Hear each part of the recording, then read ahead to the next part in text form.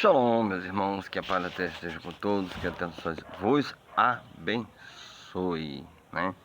Desde já, mando aqui um abraço para todos aqueles que estão acessando meu canal, né? Que a Deus vos abençoe.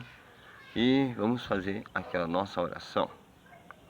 Shema Israel, Shema Elohim, Shema. Ouve Israel, o Eterno é nosso Elohim, o Eterno é único. Amarás o Eterno de todo o seu coração, de toda a sua alma, de todas as suas forças. E serão essas palavras que hoje odeio no seu coração. E serás seus filhos diligentemente, andando pelo caminho, ao deitar-te, ao levantar-te. E serão como sinal na sua mão, e como memorial sobre a sua testa, e como mesas nas portas e nos portões da sua casa. Que o Eterno te abençoe grandemente. Então, continuando aí sobre a questão dos falsos profetas, a gente vai falar um que é bem mais conhecido, né? Caso Elias. O que aconteceu? Eu tenho em mãos aqui uma documentação que fala sobre quanto a história de Elias que te contaram é falsa, quanto a versão que te contaram, que tem na sua Bíblia, não é exatamente o que te contaram. Nós temos aqui evidências israelenses samaritanas sobre Elias, sobre Elias, o Tisbe de Gileade, né? Olha só, as crônicas israelitas samaritanas, de fato, fazem referência ao autoproclamado profeta do Antigo Testamento, Elias. Essas fontes também o chamam pelo nome de Ananias, mas ele, como já falei, é o Tisbe de Gileade. Elias, de Primeiras Reis, não tem uma atitude, como você, gloriosa nas crônicas samaritanas. Por quê? Porque nas crônicas samaritanas conta a verdadeira história de Elias. Já na sua Bíblia conta uma história de um cara, né? Um suposto profeta, um cara que subiu para não sei para onde, que fez tantas coisas milagrosas. Está dando a entender que ele seria maior do que o próprio Moshe, que a paz seja com ele. Mas só que não. Ele claramente está mostrando uma personalidade, como vou dizer, mais egoísta. A história da viúva e do filho muda de direção com o aparecimento de Elias. Quando Elias aparece em Sarepta, na porta da viúva, e pede comida, a viúva informa que eles não têm, que eles têm pouca. E o que ela e seu filho tinha para comer, só tinha aquele tiquinho ali. E, como vou dizer, seu filho precisa do pouco que tem para sobreviver. Só que nas as versões que vocês veem por aí, parece que ele dá um de super, como se o Eterno falasse por ele. Acontece algo bem, deixa eu dizer, miraculoso, de fato vou dizer assim. Mas, de acordo com 1 Reis 17, Elias restaurou a vida do menino. O quê? Lá ele diz que todos os três, Elias diz que todos os três devem comer, porque seria bom. Então, ele fez o quê? A coitada da mulher fez a refeição, eles comeu de tudo que tinha. Depois deixou a viúva e seu filho e vai embora. E o filho da viúva vai e morre. É assim que as crônicas samaritanas lembram a verdadeira história. Elias comeu tudo que tinha na casa da mulher, tudo que tinha junto com eles e foi embora. Aí de repente acontece algo. O filho da mulher morre. E aí? O que acontece? De acordo com 1 Reis 17, Elias restaurou a vida do menino. E eles comeram por muito tempo. Agora eu pergunto, fica aquela questão, como poderia este profeta autoproclamado Elias ter o poder de restaurar a vida, sendo que nem o próprio Moisés ousou sugerir tal coisa? Por que ele quer sair melhor do que Moisés? Porque na versão que muitos têm por aí, dizem que ele ressuscitou, ele orou a Deus e ressuscitou a criança. Se Elias era um profeta verdadeiro, como o menino, como o menino morreu em primeiro lugar? Como foi que o menino morreu? Mas, mesmo que o menino tivesse sido restaurado, a vida no caso, quanto tempo demoraria até ele morrer novamente?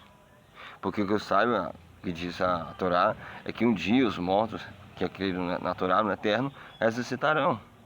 E de repente vem um cabo que diz que ressuscitou uma criança, em nome de um Deus. Como fica essa história?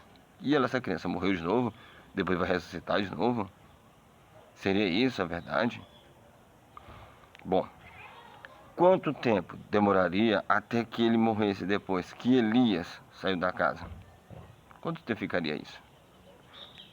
Como é que Elias não recebeu água de uma pedra ou maná do céu em vez de comer o último alimento restante do armazém da pobre viúva? Por que que ele não fez multiplicar? Ah, irmão, mas diz que o azeite dela, a massa dele, a massa foi multiplicada, o trigo foi multiplicado. Bom, isso é a história que te contaram, mas não é a história real como ela é.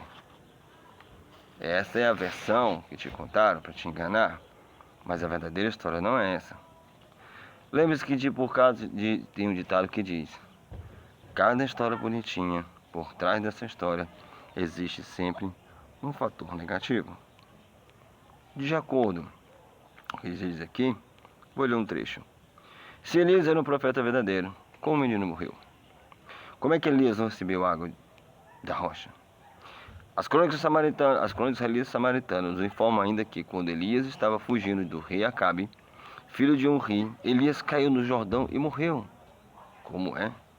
Elias morreu? Sim. A verdadeira história é que Elias morreu. Elias não subiu na carruagem e nem não subiu na nuvem dourada, dando uma de Dragon Ball. Quem conhece Dragon Ball sabe que Goku sobe em cima de uma nuvenzinha amarela e sai voando. Primeiro na primeira fase. Mas aí eu te pergunto, essa história é real? Será mesmo que Elias subiu aos céus? Bom, de acordo com o livro da Torá, é que ninguém está com o Eterno. Todos que morreram estão no grande Edim, no grande mundo espiritual. Não tem ninguém com o Eterno físico com ele. Ainda mais um homem, ser humano, pecador. De acordo com 2 Reis, capítulo 2, Elias voou para o céu. Ele pegou a carruagemzinha e voou para o céu. Só que Eliseu, ele tinha desculpa perfeita para a morte de Elias. E além disso, ele afirmou ser a sucessão dele. Você lembra que a história diz que ele, se tu me vê no meio da fumaça, eis que o Espírito de Deus está contigo. Aí ele pega o manto, vê ele na carruagem, sobe e vê o mantozinho e pronto, dá o manto para ele, o cara se torna um super. De um mentiroso para o outro. De um falso profeta para um outro falso profeta. Olha os originais. A pergunta é: teria sido difícil explicar a morte de Elias no Rio Jordão? Mesmo se a história de Elias fosse verdadeira, mesmo se ela fosse verdadeira, de acordo com os 2 Reis, estaria indo contra a Torá. Como indo contra a Torá? Fácil. Como diz aqui, lá em Gênesis capítulo 3, verso 19, diz: até que você retorne à terra, porque você foi tirado dele, porque vos sois pó e vos tornarei pó. Bom, se até o próprio profeta, o libertador de Israel, morreu, e disse o Criador Moisés: eis que o dia está chegando, no qual você morrerá. Lá em Deuteronômio 31, verso 14, 31:14, diz que não havia brilho nos olhos de Elias. Não tinha verdade nos olhos de Elias, como o brilho no rosto do profeta. A diferença de um para o outro é bem gritante. Já em Moisés, a verdade foi dar a Torá, a outorga da Torá, e também libertar o povo, e foi o único profeta que pegou a verdade, tudo que ele falou está se cumprindo. E por que Elias? Já estudou os originais? Já procurou saber se a história que te contaram é verdadeira? Vou ler uma coisa interessante para vocês aqui, Se de fato Elias deu a Eliseu uma porção dobrada de potência, de acordo com 2 Reis 2:9, como é que ele morreu? Lá em 2 Reis 13, verso 2. Como ele não recebeu uma morte diferente? Que eu saiba, os profetas morrem dignamente, não vão para lugar nenhum, subindo em carruagem ou pegando um jatinho para o céu. Meus irmãos, vocês estão sendo enganados mais uma vez. Lembra que eu falei sobre Isaías, Ezequiel, Jeremias, então nem se fale? Olha só. E no dia de Eliseu, o sucessor de Elias, que se dizia ter o poder, fugiu do rei de Israel com seus discípulos para outra terra. Seu poder não deve ter sido tão grande. Para ter corrido de medo, o poder foi pequeno. Não há nenhuma evidência para mostrar que Elias o Eliseu era maior do que o profeta. Ah, mas não era maior. Ô, gente, você disse que o cara ressuscitou mortos. O cara tirou machado do fundo de um lago, limpou um lago com sal, fez tanta coisa. Por que será que esse negócio não está parecendo algo incrível? Você lembra o que aconteceu com as águas amargas? Que foi colocado uma plantinha e foi limpado? Eles tentaram imitar o profeta. E diz o seguinte: Moisés, ele pegou o povo e deu-lhe uma aliança e realizou milagres que todos viram. Elias nunca chegou perto. Por quê? Agora ele pergunta: como? Para e pensa. Como é que o povo sabe que Eliseu, fez tais coisas se não tinha ninguém para testemunhar tais milagres? É a mesma coisa do deserto da tentação.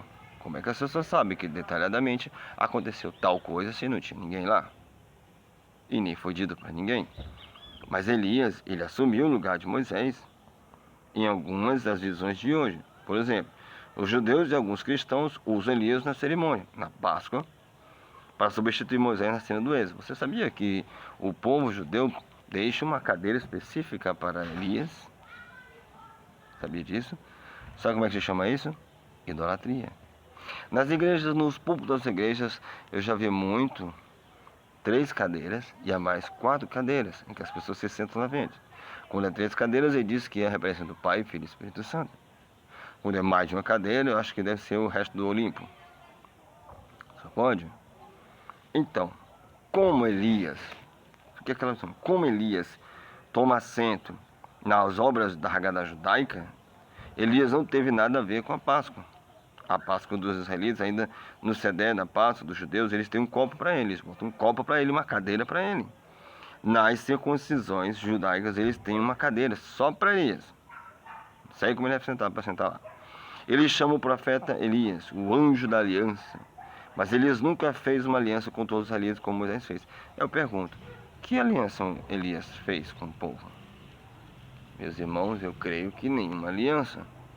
O único que fez aliança com o povo foi Moisés. Mais uma vez eu te digo que você está sendo enganado, enrolado. Os israelitas samaritanos não reconhecem Elias como verdadeiro profeta. Não, como verdadeiro profeta. Mas ele é reconhecido como falso profeta, mais um para a coleção.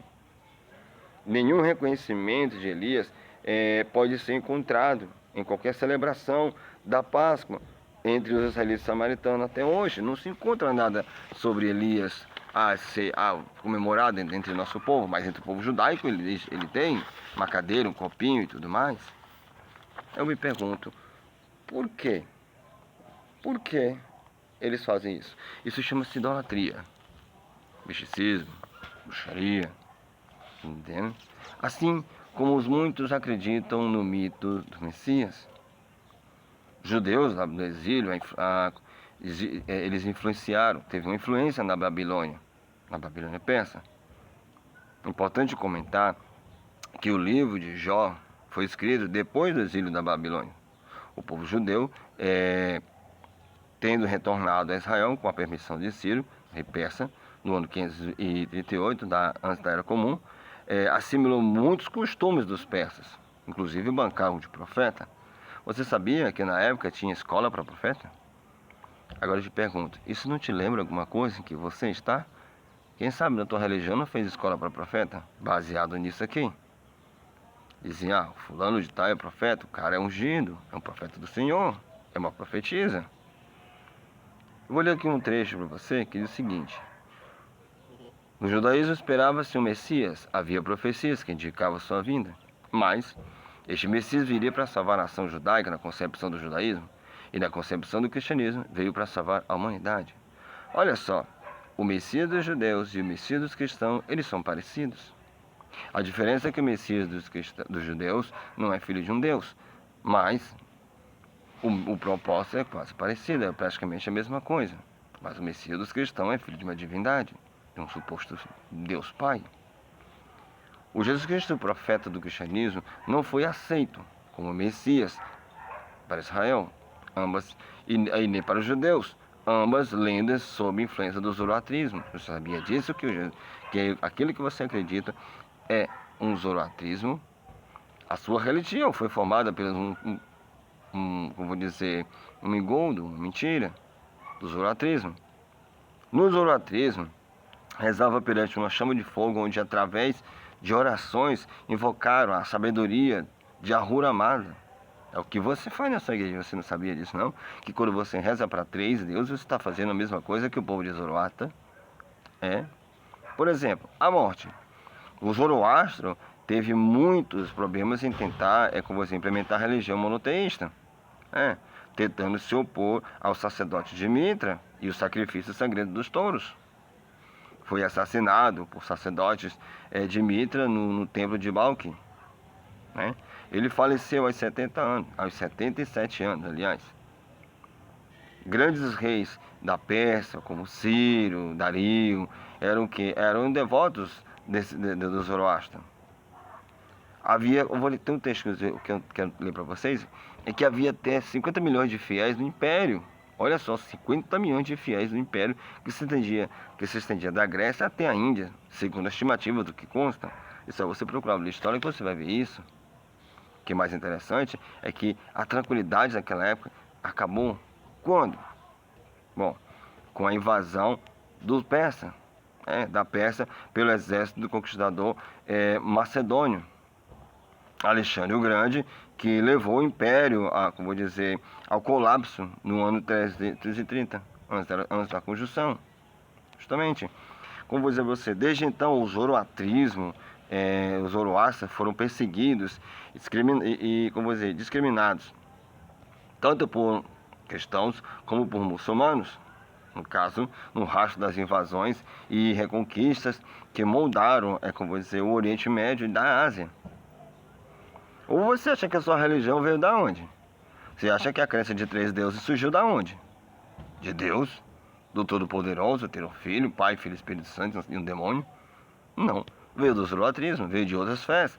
Antes de você ser o que você é, cristão, talvez você não seja mais, mas o cristianismo, ele é filho do zoroatrismo. Você não sabia? Comece a procurar sobre o Zoroastro e você vai entender a questão dos falsos profetas. Então, assim como os profetas falsos que eu falei, o que eu acabei de citar, inclusive o próprio Jó, como é que fica? E fala de Jonas também, que é uma alegoria, uma história inventada, de um cara que ficou 3 dias e 3 noites no estômago de uma baleia. Essa é a história do Moby Dick, ou a história do Pinóquio, que ficou 3 dias e 3 noites dentro no estômago de uma baleia. Quem sabe Pinóquio seja inventado, que aliás, quem sabe a história de Jonas saiu da história de Pinóquio. Nunca se sabe. Afinal de contas, mentiras é o que mais tem. Ou seja, desde então, o Zoroastro, o zoroastrismo, tem propagado a crença na Trindade. E a crença em outras divindades também, pela qual muitos abraçaram a fé. Tentaram colocar isso dentro do monoteísmo, da crença de um só, o eterno, como eu acredito. Mas não deu certo. O que aconteceu? Antes da Revolução, em 1979, havia cerca de 300 mil Zoroastras no Irã. Justamente, tinha 300 mil Zoroastras no Irã. Boa parte fugiu para os Estados Unidos. Sim, temendo perseguições. E eles fugiram, temendo que fossem perseguidos. Como vou dizer, 3 décadas após este tumultuado período dos Zoroastras iranianos, hoje eles praticam sua fé, no caso, em razoável liberdade. Não é para todo mundo saber. Eles se infiltraram, eles inventaram algumas religiões para colocar o zoroatrismo disfarçado. Você não sabia que o cristianismo foi baseado nisso? Pois foi. Toda a fé que você acredita em um inferno, em um demônio, em 3 deuses, e você diz que 3 são 1, não sei de onde que 3 é 1, mas a matemática do cristianismo é essa. A mariolatria, a idolatria, a ideia de um céu, de um inferno, tudo saiu do zoroastrismo. Vou ler uma coisa para vocês. Particularmente significativa influência sobre o judaísmo eram as ideias do zoroastrismo. Esta Era uma filosofia que começou na Pérsia por volta de 600 anos antes da Era de Conjunção. E sua popularidade foi crescendo quando Judá foi para o cativeiro para a Babilônia persa. Isso foi quando os judeus estavam lá com o pessoal da Babilônia e aconteceu isso. Você está entendendo meu raciocínio? Então a fé que você acha que é novinha, não, é muito antiga. E o pai da sua fé, no cristianismo, ou em qualquer outra religião, veio do Zoroastra. Procure estudar sobre o zoroastrismo, você vai entender. Você vê que eles fugiram para os Estados Unidos, como eu acabei de ler aqui. Essa filosofia postulou que havia um Deus do bem, de leve, que é conhecido como Mazda, e o Deus do mal, da escuridão, conhecido como Ahriman. Isso te lembra quem? Jesus e Satanás, Deus e o demônio, o mal e o bem. Né? Quem ensinou para vocês que existe o mal e o bem nessa uma luta? Virá uma guerra entre anjos e demônios. O zoroastrismo. Aqui diz que a conhecida passagem de Isaías, olha só, mais uma vez, mais um falso profeta. Em Isaías 45, versos 5 a 7, é uma clara advertência aos judeus em cativeiro de não aceitar isso. Só o Criador de Israel era a luz, a escuridão, o bem e o mal. É total que a própria Torá, o próprio livro da Torá, o Eterno diz: eis que faço bem e faço mal, dou a cura e a maldição. Eu que dou a vida e dou a morte. Então, quem castiga tudo isso? Quem pesa a mão sobre o homem, sobre o ser humano? É o próprio Deus? É o próprio Todo-Poderoso? E se é assim, então me diga, por que você acredita numa luta entre o bem e o mal, entre um demônio e um Deus? Ou melhor dizendo, entre um demônio e um filho de um Deus? Luz e trevas, né? Paz e guerra. Essa é a ideia do zoroastrismo. E você cai nessa. Um dia eu também, quando eu era do lado de lá, também. Mas só que comecei a me questionar. Como assim? O Eterno mesmo diz que Ele mesmo cura e Ele mesmo mata. Ele que faz o bem e também faz o mal. Mas que mal é esse? Seria desgraça na terra? Não. A tradução é essa: eis que faço o bem e eis que castigo o mal. Que mal? Aquele mal que eu e você praticamos. Lembra do vídeo passado que eu falei para vocês que nós temos duas naturezas, a natureza animal e a natureza divina? Então, a natureza do mal que nós temos é a natureza carnal, animal. Nós temos a natureza divina e a natureza animal. Então, essa animal é que a gente chama de mal. O que acontece aqui? Que, na verdade, assim que ensinou, melhor dizendo, Isaías. Pronto, Isaías é realmente cheio de alusões a ideias dos zoroastrianos. Aqui diz o seguinte: a ideias zoroastrianos, outros tentando ensinar Judá a verdadeira posição sobre essas coisas. Ou seja, até mesmo o próprio Isaías ensinava algumas coisinhas ali, básicas, quase imperceptíveis. Assim ensinou que os salvadores virá a partir da semente do zoroastrismo e finalmente o grande Salvador, que nasceria de uma virgem, ressuscitar os mortos e dar a imortalidade. É isso que o zoroastrismo ensina e é isso que você prega na sua igreja. A crença de Zoroastro, a credibilidade em três deuses. A mesma coisa que você encontrou no livro de Isaías. Assim que também encontrou no livro de Ezequiel. Se eu for citar várias passagens que foram traduzidas erradas como messiânicas, é triste a situação. Daí encontramos o quê? Encontramos, na verdade, grande parte da Bíblia hebraica. Ela foi reescrita na Babilônia, principalmente por Ezra, o falso escribas, a fim de quê? A fim de desmantelar as ideias que encontraram em Israel na Babilônia, ou seja, que o povo, Ezra, que escreveu uma versão da Bíblia dele, e a versão, como vou dizer, mentirosa. Ele pegou os originais, tirou os textos verdadeiros e multiplicou em outras coisas que fundamentaram a fé dele. Foi assim que fizeram com a tua Bíblia. Pegaram a Torá, o Taná e o Novo Testamento e socaram num livro e disseram que são três, que é um livro só. A Bíblia é um conjunto de livros, que a palavra biblos vem do grego, que significa biblioteca, um conjunto de livros, biblioteca.